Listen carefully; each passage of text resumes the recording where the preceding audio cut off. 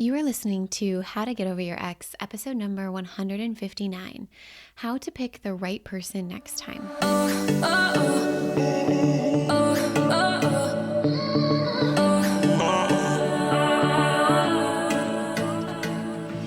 Welcome to How to Get Over Your Ex, a podcast on getting over your ex without it just taking time.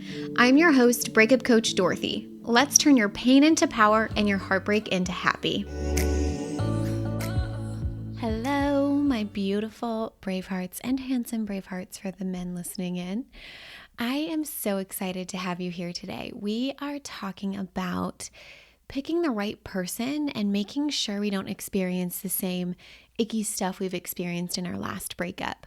I've helped a lot of humans through this kind of thinking. I like to call them thought errors, and two specific ones really come to mind. I had a client, lovely client, who would talk about her picker. She called it her picker, and she's like, my picker needs to make sure that it picks the right partner. And she really wanted to avoid kind of the ick that she experienced in her last relationship. And so we did a lot of coaching around that and avoid all the things that she's done in the past, right? So when you start to see the pattern, sometimes we get super fixated on that pattern, being like, I need to show up differently, I need to be different, and I want a different partner, which is all fine and well until we start using it against ourselves. The second person I'm thinking of is my client, Carolyn, she's also a coach, and she helps people who have partners struggling with addiction. So if you've never heard her podcast, she's been here on the Get Over Your Ex podcast, but definitely head over and check out hers. It's really good. So anyways, my client, Carolyn, she wanted to make sure that she chose the right person so that she could avoid getting cheated on again. She had been cheated on in her past, and she was like, I absolutely don't want to go through that again. I do not want to be cheated on again, so therefore I need to make sure that I don't get cheated on. How do I date and make sure that I don't pick a guy who is going to cheat on me? So this whole idea of picking the right person is really relevant, and we think about it quite often when you start dating, at least. And I want you to think about, why is there this emphasis on picking the right person? When I started really deconstructing this idea, I was like, why are they so concerned about picking the right person? What is going to happen if I do pick the right person, and what is going to happen if I don't pick the right person? And what I realized is we think that if I pick the right person, nothing bad is going to happen. I won't ever experience heartbreak again. I won't have to experience the bad stuff in a relationship, and I'm going to live this fairy tale ending. And y'all, we got to stop. We have got to stop. I'm so serious. I'm going to say some things today probably that some of you might not agree with. Are you guys ready? Okay, so in saying that you want to be sure you pick the right person, what you're essentially saying is two things. One, I need to avoid bad situations, aka I need to avoid bad things happening to me, because I need to avoid feeling and experiencing the negative emotions, the 50% negative that we have. And two, you're also saying is, if I don't pick the right person, I cannot be happy. I won't have my epic Sunday, the beautiful, better life, if I don't pick the right person. And I just have to say, newsflash, you were with the wrong person and you still were happy as a clam for a hot minute. And if you're really longing for your ex and you have a lot of desire for your ex, you probably think you were really happy, having an amazing time. And all of that could be true, but also all while inside, quote unquote, the wrong relationship. If you believe there's a right relationship, what were all your other relationships that you were in when you thought it was right? They were wrong, right? So I want to come clean here today. I want to tell you what I really think. And what I really think is that I don't believe that there is this right person, this one specific person. I believe that there are many people in the world that want everything that I want on my want list. And there are and will be people who are great matches for me that I still have yet to meet.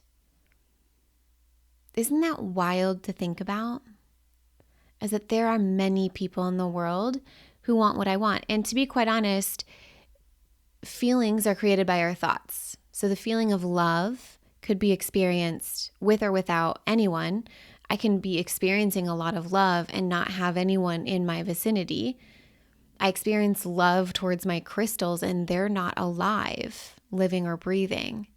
So really, I can choose anyone to love. That doesn't mean that I don't just choose willy-nilly or that I don't have an intention or a plan. I talk all about, looking for important aspects in a partner in episode 117. And I do that all from the place of there is no right person. And I know some of you believe in soulmates, and I think that's beautiful, but I also believe that there are many soulmates in this lifetime for me. Many, many soulmates that I have already experienced and have yet to experience. And here's the thing. If you are a person that's like, there definitely is this right person, just because a thought is true doesn't mean you're required to believe it. Just because the grocery store is closed and you can't grab food there doesn't mean you're required to believe that you won't get the ice cream you want. You have no idea if your friend has some you can have, if there's a restaurant open to give it to you, or if your neighbor has it. But what I'm essentially saying is there ever really a downside to believing that there are many right people for me? And I don't think there is a downside to that. I feel so great. And I'd be curious, how do you feel when you tell yourself there's many right people for me? It's almost like a release. It's a lightness, a weight off your shoulders. Because here is how I see it. I just see brave hearts getting wrapped up in the right person, and it creates so much pressure. I have to find this right person. I have to make sure my picker picks right. But I know two things to be very true. Number one, my emotions are not reliant on who's in my life or not. It doesn't matter who my partner is. My emotions are my responsibility, and I get to feel good whenever I want to feel good. Number two, my life will be epic and amazing regardless of who's in it, which then also translates to my life will be epic and amazing regardless of who my partner is or the lack of a partner. It's not your partner who determines you living this bigger, better life. Right? You will have the life you desire regardless of who's in it. It wasn't dependent on your ex, and it's not dependent on your partner that you choose now. Now, here's the caveat. Y'all keep hearing me say it doesn't matter who your partner is. That does not mean we just allow anyone into our life. You can still be picky. I certainly am. But it's from a place of, I'm not picky because I need to be sure I get this right. I'm picky because I don't think that everyone deserves my attention and my focus. And those two energies are very different, right? One of them is pressure, and the other is power, right? Pressure from I need to pick the right person looks like forcing situations that don't make sense or are not in alignment with you. Pressure is sticking around out of fear to leaving, right? Maybe it's passing the red flags up because they have this one really good quality. And what's fascinating is it does the exact opposite of what you're trying to do. The pressure of picking literally makes you pick your least desirable partner. Let me say that again. The pressure of picking the right person literally makes you pick your least desirable partner when it's coming from that energy. Isn't that wild?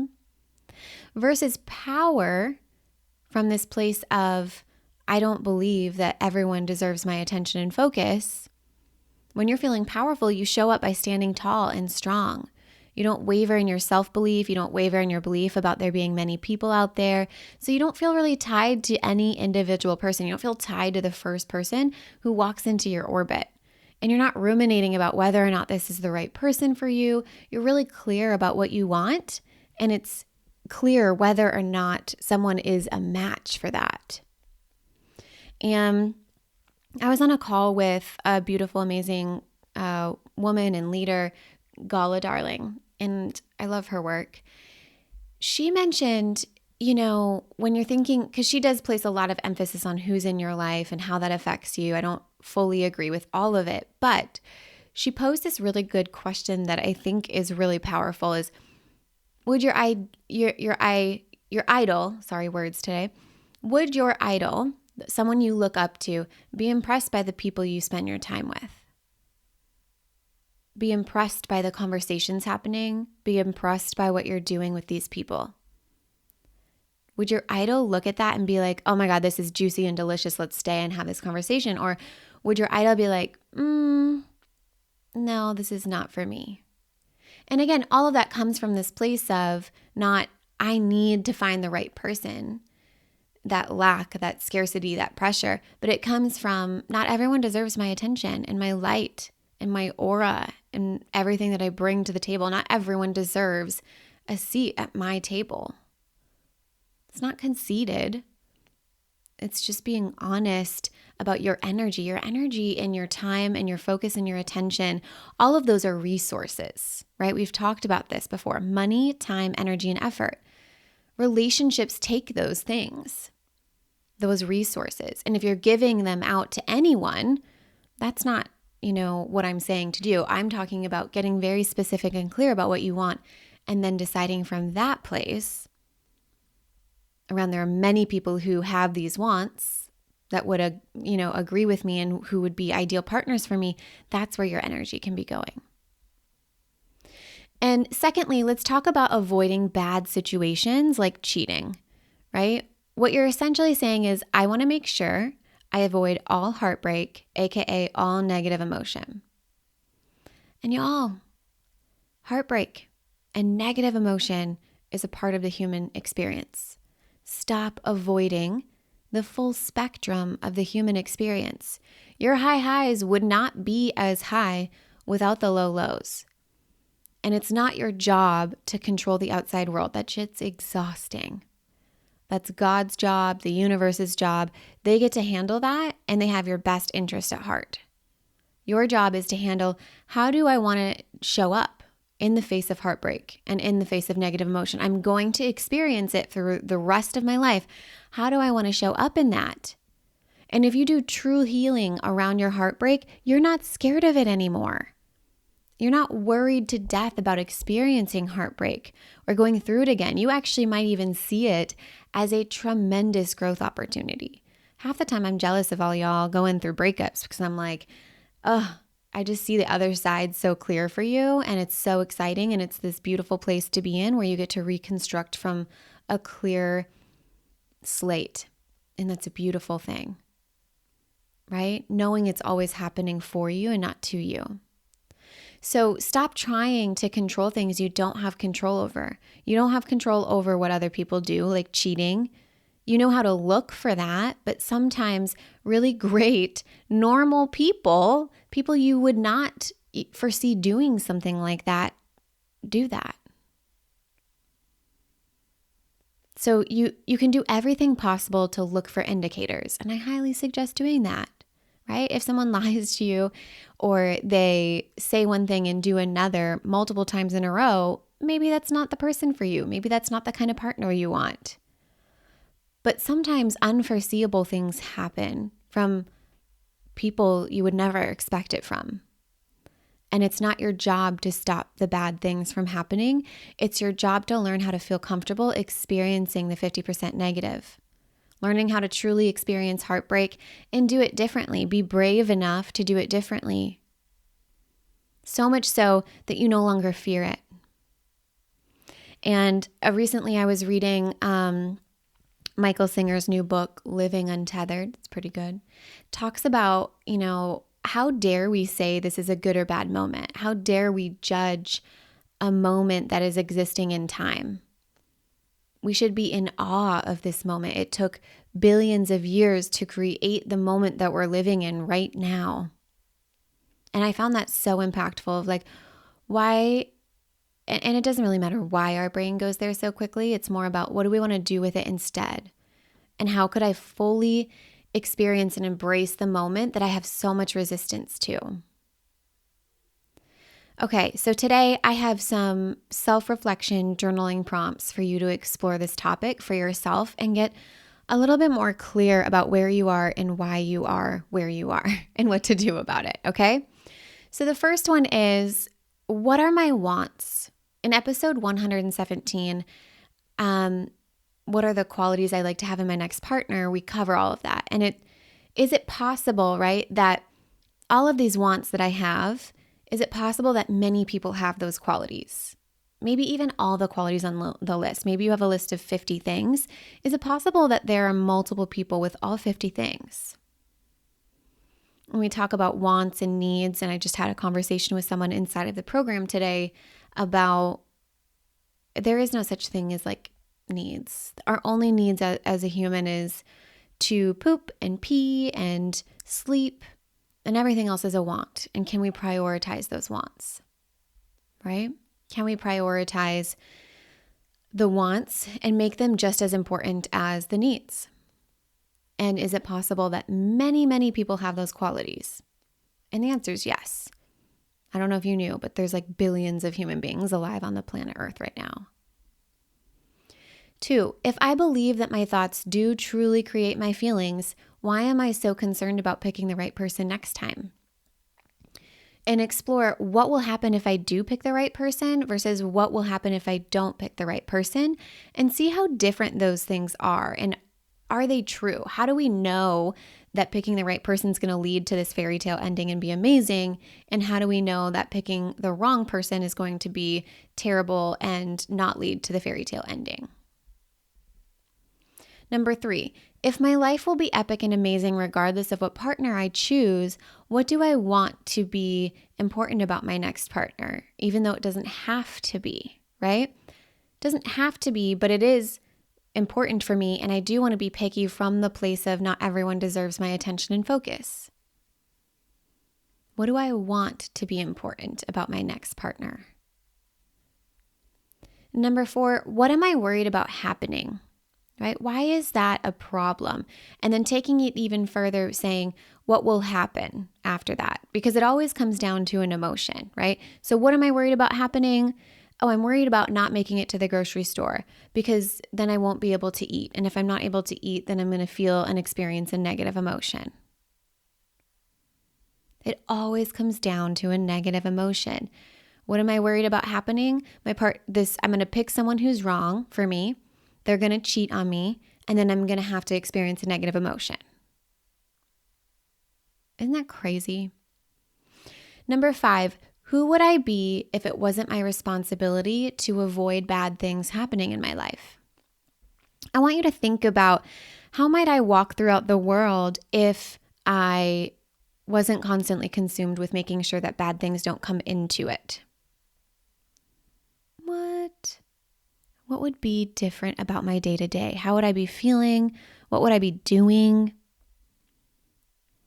Okay. I love you all so much. I hope you have a beautiful day. Please take time to do that self-reflection journaling, really looking at this if this is a topic that you are struggling with.